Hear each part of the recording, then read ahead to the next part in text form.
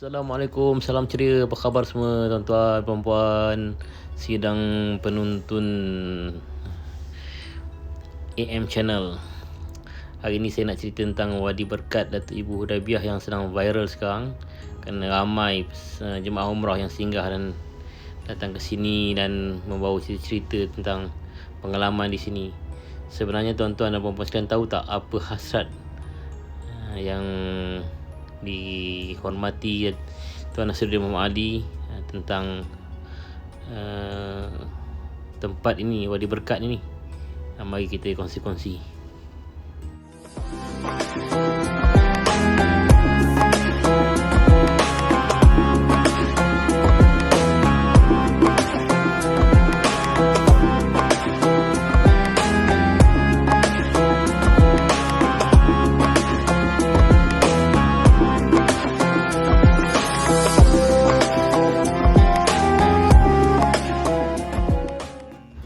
Setiap tahun berpuluh-puluh ribu jemaah umrah dari Malaysia, malah dari Asia Tenggara, mungkin beratus ribu agaknya yang datang mengerjakan umrah.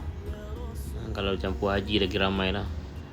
Jadi JISB mempunyai projek restoran di sini, catering, ground handling untuk berkhidmat dengan tamu-tamu Allah, dan harapan dapat membantu semua orang buat perubahan diri, balik ke negara masing-masing, membangunkan Islam dengan semangat haji, semangat kemuncak ibadah yang didapati di tanah haram ini. Kerana itu Tuan Nasruddin Muhammad Ali sangatlah berharap dapat membuat satu yang dipanggil One Stop Islamic Village, iaitu diadakan satu seperti perkampungan atau penempatan yang terdapat bermacam-macam kemudahan di dalamnya.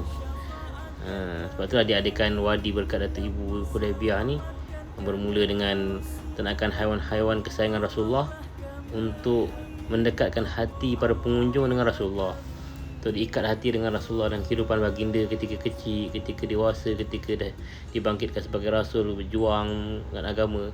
Rasulullah tak terlepas dari keliling Rasulullah dengan haiwan-haiwan yang beginilah. Begitu juga pohon tamarnya, kemah-kemahnya dan sebagainya. Jadi dengan adanya perkampungan yang begini atau penempatan yang begini, mengingatkan kita kepada Rasulullah.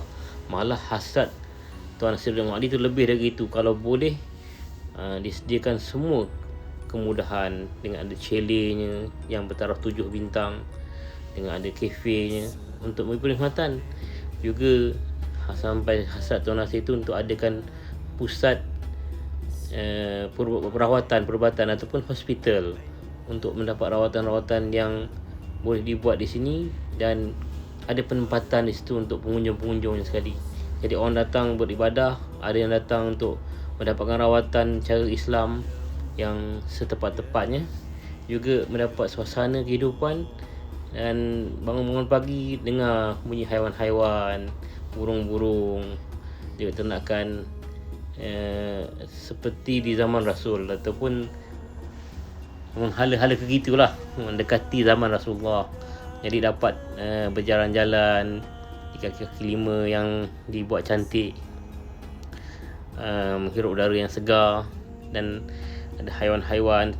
Juga ada kemudahan-kemudahan penempatan yang mentaraf hotel ataupun resort, dan ada kafe untuk menjamu selera, untuk makan makanan Malaysia yang mungkin dah lama di luar negara. Ini tempat dia orang beli makanan haiwan. Makanan haiwan dia berbelas ribu tuan, dia kos dia. Marilah sama-sama kita hiburkan pengunjung-pengunjung dengan kita menjaga kebajikan haiwan-haiwan supaya sihat, supaya dapat memperlihatkan kecantikan Islam. Jadi hasrat Tuan Nasir tu nak buat One Stop Islamic Village, yang ada kat situ pendidikan, ada kita lihat suasana pendidikan anak-anak ni dilatih, dan ada dia punya kita kata taklimat atau kelas-kelas mereka, ada dia punya tugasan-tugasan mereka, dan dipantau dan dilatih kemahiran demi kemahiran untuk khidmat untuk Islam. Ini himar kan. suara inna ankar aswati la sautul hamir. Seburuk-buruk suara itu suara iman, kata Allah dalam Quran. Jadi disiapkanlah tempat ni semua untuk kalau hasad yang asal tu lengkap semua tu lah. Sampai kalau orang tu datang tak niat nak bermalam, tiba-tiba dia nak malam lah, nak duduk sini lah, nak duduk dekat chalet ni lah, seronok tengok. Asal-asal nak duduk sehari je, dia lanjutkan sampai seminggu. Kerana indahnya, tenangnya, dia dapat pengisian roh, sembahyang berjemaah, makan bersama, dan melihat haiwan-haiwan ni, dan berbual-bual, mesra dengan para staf dan para remaja. Pendek kata orang datang dapat semua keperluan-keperluan dia, sama ada keperluan berbentuk fizikal, dia boleh naik kuda, naik unta, malah naik keldai, berjalan-jalan, jogging, panjat tangga. Dekat belakang tu ada bukit, dia boleh panjat tangga tu, turun tangga, ataupun dia juga dapat pengisian berbentuk yang tadi tu roh jasmani, udara yang segar dan sebagainya, makanan yang lazat, yang sihat. Kemudian dia dapat pengisian maknawi, iaitu taklimat-taklimat, maklumat tentang kawasan ini. Mungkin dia dapat ilmu-ilmu yang disampaikan, yang dikongsi-kongsikan. Juga dia dapat kita katakan pengisian rohani, iaitu dapat beribadah sekali, dapat berukhuwah, berkasih sayang.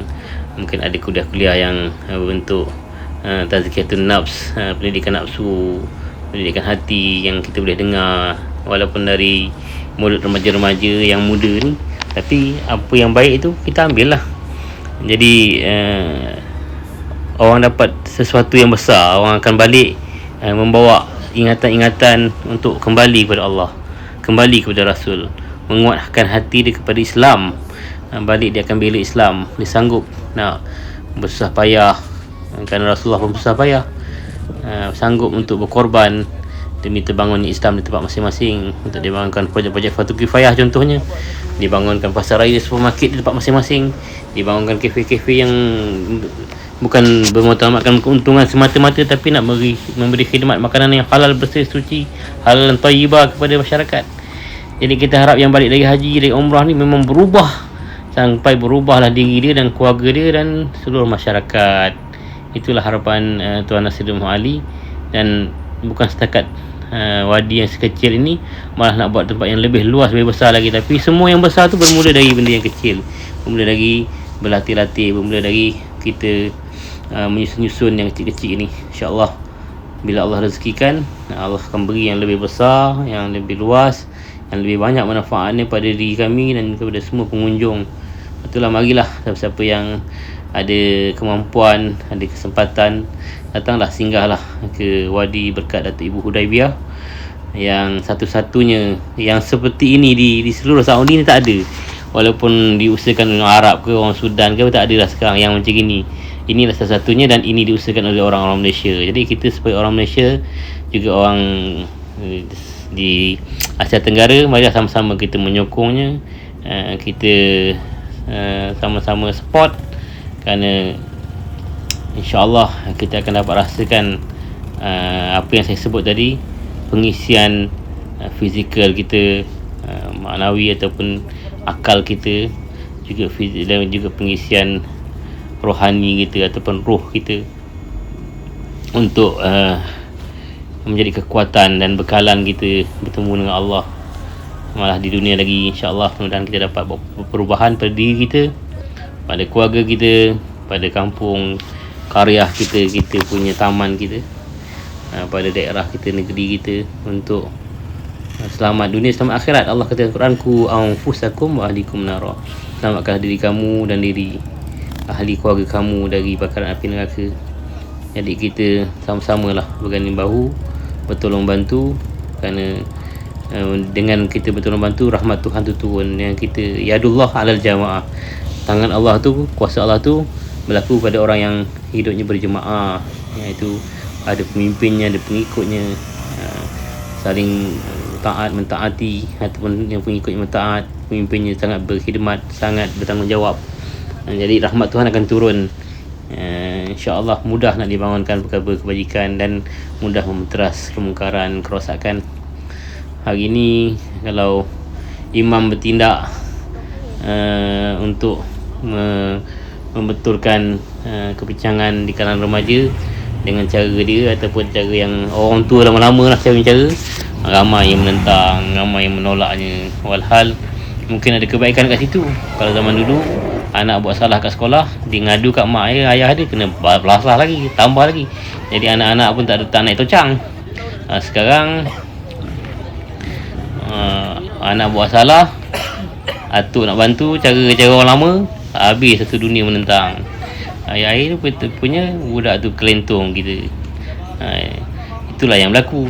Walaupun tidak akan mungkin ada orang tak setuju, tapi orang lama ni ada keberkatannya, percayalah kan. Kerana mereka ni lebih ikhlas banyakkannya, sebagai masanya lebih ikhlas dari kita kan. Mereka dah menempuh kehidupan dan dah tahu macam-macam perkara.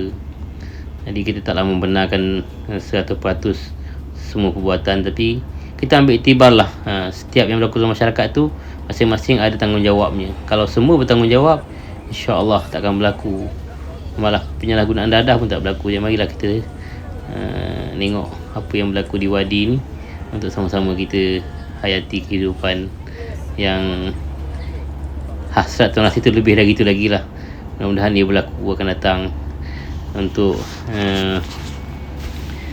untuk kita semua, khususnya mereka yang diberi peluang dapat berada di tanah suci. Mohon maaf saya telah mahat menonton. Assalamualaikum.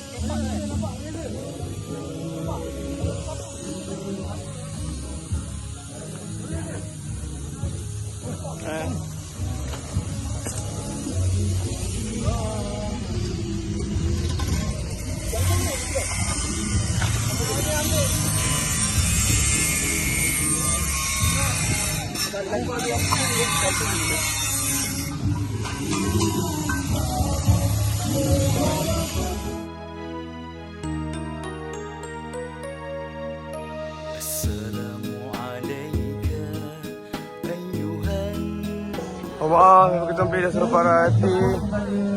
Ibu semua mau dikongsikan suasana. Memang sangat senang ramai lah, sangat meriah. Di situ pelusuk, semua murah, sangat ramai. Dan memang kita tengah gawat sangat ni, Order-order makanan semua jenuh kita memahangkanlah suasana ni. Dan ramai juga yang sedang memanah dan lain. Di sini ada grup sedang memanah. Ini suasana jemaah yang menunggu makanan. Ya Allah tolonglah kami semua. Sana ada yang naik kuda.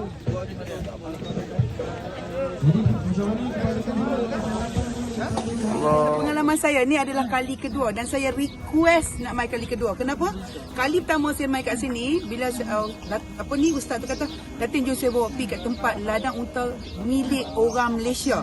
Dan pekerja dia semua orang Malaysia. Saya kata, okey, ladang unta selalu tengok macam biasa je, tapi bila mai kat sini, pengalaman saya, ya Allah, tuanku buatkan saya nak mai kali kedua, saya request. Nasi lemak dia, nasi goreng kampung dia, dan paling best ialah pengalaman kita boleh naik unta. Okey, saya main umrah banyak kali. Setiap kali kalau kita pergi tengok padang unta dia dapat macam tu, so kita tak boleh naik unta.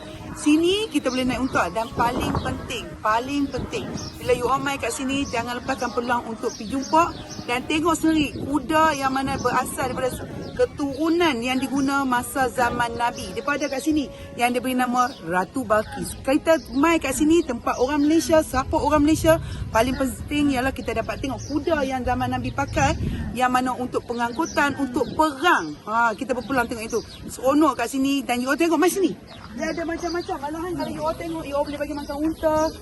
best sangat pengalaman. Saya suka. Dan kali kedua saya sampai-sampai saya terus kata Ustaz, saya nak pergi tempat unta yang orang Malaysia punya. So kali ketiga pun saya akan main. Pasal saya nak main kat sini, seronoknya kat sini kita tak rasa langsung jauh daripada Malaysia. Kenapa? Makanan dari sini. Dan paling best yang you kena try, teh tarik dan nala yang best. Okay, bye. Assalamualaikum.